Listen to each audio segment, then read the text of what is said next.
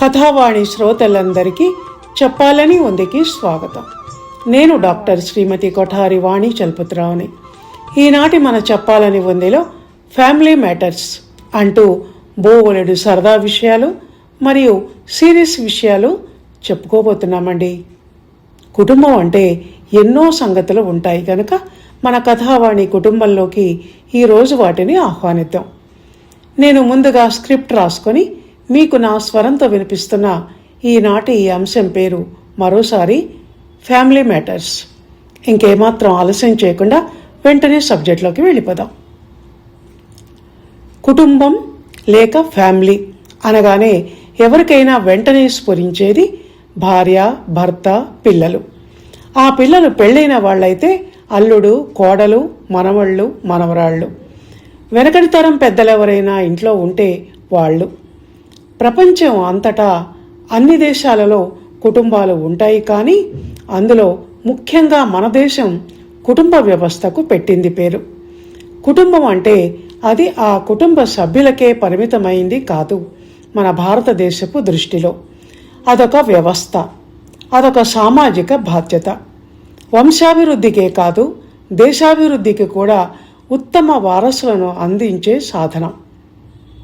ఏ వ్యక్తికైనా ముందు నేను, ఆ తర్వాత రెండో వరుసలో వచ్చి నిల్చునేది ఫ్యామిలీ.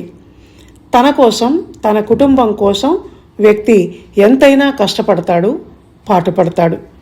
డబ్బు సంపాదించి కూడబెట్టి తన కుటుంబ సభ్యులకు సుఖాన్ని, సౌకర్యాన్ని, సంతోషాన్ని కలిగించాలని, వాళ్ళ కళ్ళల్లో ఆనందం చూడాలని కోరుకుంటాడు. అందుకోసం ఒక్కోసారి చెయ్యకూడని పనులు కూడా చేస్తుంటాడు.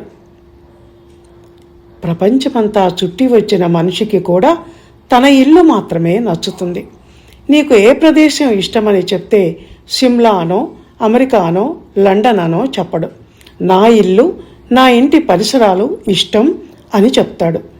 నీకు ఇష్టమైన వాళ్ళు ఎవరు అని అడిగితే నా ఫ్యామిలీ మెంబర్స్ అని చెప్తాడు. తన ఫ్యామిలీ విషయాలలో ఎవరైనా జోక్యం చేసుకోబోతే ఇది నా ఫ్యామిలీ మ్యాటర్, నేను చూసుకుంటాను, మీ జోక్యం అనవసరం అని ఖచ్చితంగా చెప్తాడు. అంతటి పొసెసివ్నెస్, అంతటి పర్సనల్ మ్యాటర్ అతనికి, అతని కుటుంబం అంటే.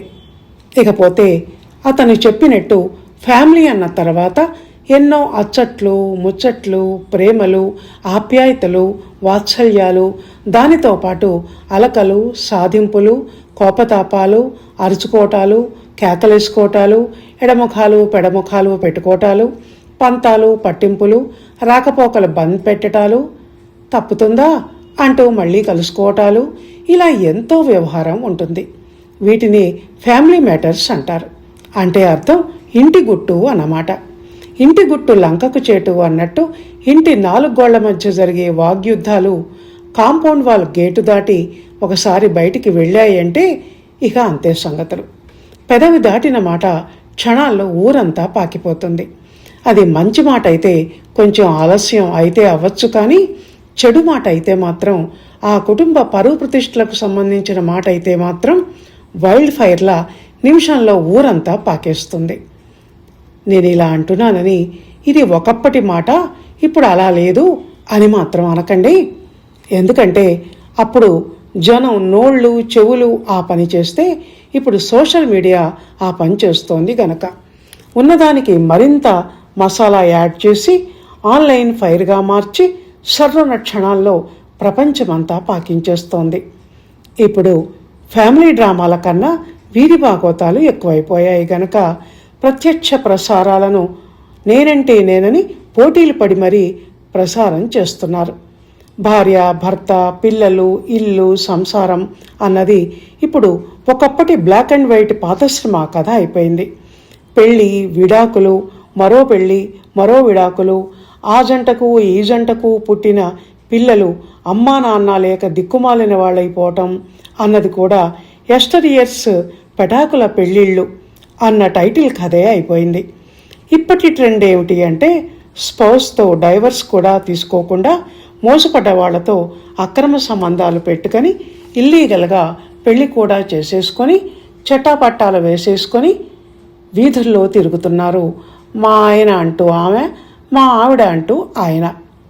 అంతేకాదు, ఆదర్శ దంపతుల్లా కొంగు ముడేసుకొని గుళ్ళు గోపురాలు కూడా తిరుగుతుంటే ఏకపత్ని వ్రతుడైన రాములోరి గుళ్ళో నిత్య పూజలు చేసే పూజారులు సైతం వచ్చిన వాళ్ళు ఏ సెలబ్రిటీలో విఐపీలో అయితే ఎదురెళ్ళి వాళ్లకు పూర్ణకుంభ స్వాగతాలు పలుకుతున్నారు. వాళ్ల పార్టీ సంబంధికులైన మనుషులు అభిమానులు అయితే అచ్చం ఆ పార్వతీ పరమేశ్వర్లా ఉన్నారు అంటూ వాళ్ళు మీడియా ఎక్కి అర్హత లేని వాళ్లను అందలం ఎక్కిస్తున్నారు. కథావాణి శ్రోతలు, ఈ విషయాన్ని నేను ఇంత ఆవేశంగా ఎందుకు చెబుతున్నానంటే ఇప్పుడు ఫ్యామిలీ అనే మాటకు అర్థం లేకుండా పోయింది అని చెప్పటానికి. ఫ్యామిలీ మ్యాటర్స్ అంటే ఏమిటో, వేటినంటారో తెలియక నానా చెత్తను తెచ్చి వీధుల్లో పోస్తూ సమాజాన్ని మురికి కూపంగా మారుస్తున్నారు అని చెప్పటానికి. నిజానికి కుటుంబ విషయాలు అన్నది చాలా సున్నితమైన అంశం. ఫ్యామిలీ మ్యాటర్స్ అంటే కుటుంబ సభ్యుల మధ్య వ్యక్తిగతంగా జరిగే మాటామంతి, ముచ్చట్లు, కబుర్లు, కుటుంబ క్షేమం కోసం, అభివృద్ధి కోసం వేసుకునే ప్రణాళికలు, సమస్యలు వచ్చినప్పుడు పరస్పరం చర్చించుకొని సలహాలు సూచనలు ఇచ్చుకోవటం, పరిష్కార మార్గాలను నిర్ణయించుకోవటం, సున్నితమైన బంధాల మధ్య వచ్చే అపోహలను అపార్థాలను తొలగించుకోవటం కోసం కలిసి మాట్లాడుకొని ఒక అవగాహనకు రావటం, కుటుంబంలో జరగరాని సంఘటనలు తప్పుడు పనులు జరిగినప్పుడు మూడో కంటికి కనిపించకుండా పక్కింటికి కూడా తెలియకుండా ఆ విషయాన్ని రహస్యంగా ఉంచి ఇంటి పరువు ప్రతిష్టలు కాపాడుకోవటం, ప్రమాదాలు అత్యవసర పరిస్థితులు సంభవించినప్పుడు త్వరితగతిన సరైన సమయానికి సరైన నిర్ణయం తీసుకోవటం, అందుకు అవసరమైతే అనుభవజ్ఞులైన కుటుంబ పెద్దల సలహాలు తీసుకోవటం, యువ కుటుంబ సభ్యుల ఇద్దరి మధ్య తగాదాలు కక్షలు ఆధిక్య భావనలు తలెత్తినప్పుడు వాళ్లకు కౌన్సిలింగ్ చేసి మంచి చెడు చెప్పి గాడి తప్పబోతున్న వాళ్ల సంసార బండిని మళ్లీ పట్టాలెక్కించటం, ఇలా ఇంకా చాలా వ్యవహారాలు ఉంటాయి. ఫ్యామిలీ అంటే 4-5 తరాల సభ్యులు ఒక ఇంట్లో ఒక చూరు కింద కలిసి కాపురం చేస్తుంటే ఈ ఫ్యామిలీ మ్యాటర్స్ సంఖ్య మరింత పెరిగిపోతుంది. పైన నేను చెప్పిన లిస్టులో మంచి ఉంది, చెడు ఉంది, ప్రేమలు ఉన్నాయి, ద్వేషాలు ఉన్నాయి, సుఖాలున్నాయి, కష్టాలు ఉన్నాయి, అలాగే ఉంటాయి. అదే మరి ఫ్యామిలీ అంటే. దాన్ని మేనేజ్ చేయటం అంటే మాటలు కాదు, అదో గృహయజ్ఞం. చాలా సమర్థత ఉండాలి. ఇప్పుడు ఈ విషయాన్ని మీకు మరింత వివరంగా సోదాహరణగా చెప్తాను. భార్యాభర్తలందరూ సినిమాల్లో చూపించినట్టు మేడ్ ఫర్ ఈచ్ అదర్లా ఈడో జోడు బాగుంది అన్నట్టేం ఉండరు. అలా అని సినిమాల్లోనూ అలా ఉండరు. నిజానికి ఆ మేకప్పుల కప్పులు విగ్గులు తీసేస్తే వాళ్ళు మనలాగే ఒకరికొకరికి పొంతన లేదు అన్నట్టే ఉంటారు. అయినా భార్యాభర్తల బంధం అంటే అదో విచిత్రమైన అనుబంధం. అది మనసు సంబంధి వ్యవహారం.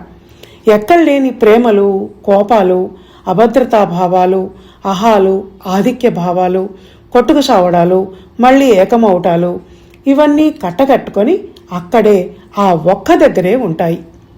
ఈ సందర్భంలో ఒకరన్న మాటలు నాకు గుర్తుకొస్తున్నాయి. మేమిద్దరం పొద్దున్న లేచి ముందు మొదలు కొట్టుకు చస్తుంటాం. అయినా అదేంటో ఆశ్చర్యంగా ఒకళ్ళు లేకుండా మరొకళ్ళం బతకలేం అన్నది ఆ మాట. అందుకే అది ఒక విచిత్ర బంధము అన్నాను. ఈ బంధంలో ఈ మధ్య అనవసర కలహాలను మనం మన ఇళ్లలోని యువజంటల్లో అంటే కొడుకు కోడలు కూతురు అల్లుళ్ళలో చూస్తున్నాం. అలాంటి సమస్యలు ఇంట్లో తలెత్తినప్పుడు తమ అవసరాన్ని గుర్తించి పెద్దలు ఆ ఫ్యామిలీ మ్యాటర్స్లో తలదూర్చి ఇద్దరికీ సర్ది చెప్పి తెగేదాకా లాగొద్దని హెచ్చరించి ఆ కాపురాన్ని నిలబెట్టాలి. అంతేగాని కోర్టుకెక్కి నలుగురి నోళ్లలో పడేలా చేసుకుంటే ఫలానా వారి కొడుకు కోడలు విడాకులు తీసుకున్నారట అని చెవులు కొరుక్కుంటారు, చులకం చేసి మాట్లాడతారు. ఇక అత్తా కోడళ్ళు, మామ అల్లుళ్ళు, ఆడపడుచులు, మరదళ్ళు వంటి సంబంధాలు సైకాలజీతో ముడివేసుకున్న డెలికేట్ రిలేషన్స్ కనుక మంచి అవగాహనతో హ్యాండిల్ చేయాల్సి ఉంటుంది. పెళ్ళై పెళ్ళాం వచ్చాక నా కొడుకు నాకు దూరం అవుతున్నాడని తల్లి, పెళ్ళయి నేను వచ్చాక కూడా ఇంకా నా మొగుడు అమ్మ కూచిలా ఆమె కొంగు పట్టుకుని తిరుగుతున్నాడని భార్య అనుకోవటానికి కారణం అభద్రతా భావం. ఆ విషయం తెలుసుకొని అత్తాకోడళ్ళిద్దరూ తమ తమ స్థానాలు తెలుసుకొని అవగాహనతో మెలగాల్సి ఉంటుంది. వదిన ఆడపడుచుల బంధానికి కూడా ఇది వర్తిస్తుంది. ఒక దగ్గర ఒక ఇంట్లో చిన్నప్పటి నుంచి పెరిగి పెద్దయి కలిసిమెలిసి తిరిగిన అన్నా చెల్లెళ్లలో చెల్లి అన్న వదినకు ప్రాధాన్యతనిస్తుంటే ఈర్ష్యపడిపోతుంది. ఇక అన్నదమ్ములు అక్కా చెల్లెళ్ల మధ్య అయితే పోటీలు, ఈర్ష్యలు, సహించలేని తనాలు, పంపకాల పంచాయతీలు ఉంటాయి. అంతా కలిసి కూర్చొని ఆ ఫ్యామిలీ మ్యాటర్ని గురించి మాట్లాడుకొని ఒక నిర్ణయానికి రాకపోతే ఆ ఫ్యామిలీకి సంబంధించని వ్యక్తి ఆ వ్యవహారంలో వేలుపెట్టే అవకాశం ఉంటుంది. ఎప్పుడైనా ఒక కుటుంబంలో తగాదాలు ఉన్నాయని తెలిస్తే బంధుజనం ఎవరి సంబంధీకుల పక్షాన వారు చేరిపోయి వారికి అనుకూలమైన సలహాలిచ్చే ప్రయత్నం చేస్తుంటారు. నిజానికి రెండు పక్షాల వాదనలు విని ఎవరైనా న్యాయం ఎటుంటే అటు మాట్లాడాలి. కానీ కొంతమంది అలా కాదు, మనవాడైతే వాడి పక్షాన మనం ఉండాలి అని అనుకుంటారు. ప్రేమలు అటే ఉంటాయి గనక. పిల్లల చదువులు, ఉద్యోగాలు, ఫారెన్ ట్రిప్పులు, పిల్లల రహస్య ప్రేమలు, పెద్దలకు ఇష్టం లేని పెళ్ళిళ్ళు, మనీ మ్యాటర్సు, యువత దారి తప్పి చరించడాలు, చెడలవాట్లు, వ్యసనాలు, గృహహింస, వ్యక్తుల మనస్తత్వాలు, మాట తీరు, ఇలా ఇంకా చాలా ఉంటాయి ఫ్యామిలీ మ్యాటర్స్ అంటే. ఇవి కాక సందర్భోచితంగా, సంఘటనాపరంగా ఎదురయ్యేవి మరికొన్ని ఉంటాయి. అన్నింటినీ మూసిన వీధి తలుపుల వెనక వాళ్లకు వాళ్లే చర్చించుకొని మాట్లాడుకొని పరిష్కరించుకోవటం ఉత్తమం. అదే ఫ్యామిలీని ఒక తాటి మీద నడిచేలా చెయ్యడం అంటే. అలా చేయలేకుంటే మధ్యలో శూర్పణకలు, మందరలు చేరిపోయి కొంపలో చిచ్చు పెట్టేస్తారు, కుటుంబ యుద్ధానికి కారకులవుతారు. లేక ఇంట్లోనే కైకలు, గాంధారులు వెలిసి కుటుంబాన్ని ఛిద్రం చేసి అధికారాన్ని తమ వాళ్లకు అప్పగించాలని చూస్తారు. ఎందుకు ఇలా అంటున్నానంటే, ఉమ్మడి కుటుంబాలు అన్న తర్వాత అందులో అన్నదమ్ములు, వాళ్ళ భార్యలు, పిల్లలు అంతా కలిసి ఉంటారు. అప్పుడు వాళ్ళ పంచన చేరే సినిమా ఛాయాదేవులు, పురాణంలోని శకుని మామలు కొందరుంటారు. రామాయణం ఆలి పంచాయతీ అయితే భారతం ఆస్తుల పంచాయతీ అని సామాన్య జనం అనేది అందుకే. అంత చులకనైపోతుంది వ్యవహారం. ఒకసారి ఇల్లు రోడ్డున పడిందంటే ఇక అంతే. కొంతమంది నోట్లో మాట దాగని మనుషులు ఉంటారు.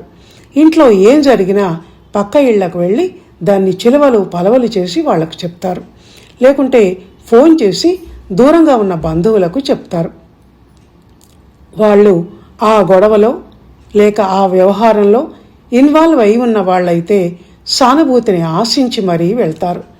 ఎదుటి వాళ్ళు తనను సమర్థించాలని, అవతలి వాళ్ళని విమర్శించాలని ఆశతో వెళతారు. కానీ పరాయి వాళ్ళెప్పుడు ఏ రోటికాడ ఆ పాట పాడే బాపత వాళ్లే అయి ఉంటారు. అత్త వెళ్ళి కోడల మీద చెప్తే ఆమెను, కోడలు వెళ్ళి అత్త మీద చెప్తే ఈమెను సమర్థించేవాళ్ళు వాళ్ళు. కనుక వాళ్ళ పెదవి అంచు మాటలను మనం నిజమని నమ్మకూడదు. మన ఇంటి గుట్టును కాపాడే బాధ్యత మనదే. తనకొచ్చిన కష్టాన్ని ఎదుటి వాళ్లకు షేర్ చేసి కాస్త ఉపశాంతిని పొందాలన్న కోరిక అందరిలోనూ సహజమైనదే అయినా దానికి పరిమితులు ఉంటాయని గ్రహించాలి. ఎదుటి వాళ్ల స్వభావాన్ని కనిపెట్టగలగటం, విషయాన్ని ఎంత చెప్పాలో వాళ్ళకు అంతే చెప్పటం అన్నవి ఇందులో ముఖ్యమైనవి అని చెబుతూ ఇంతటితో ఈ వీడియోని ముగిస్తున్నాను.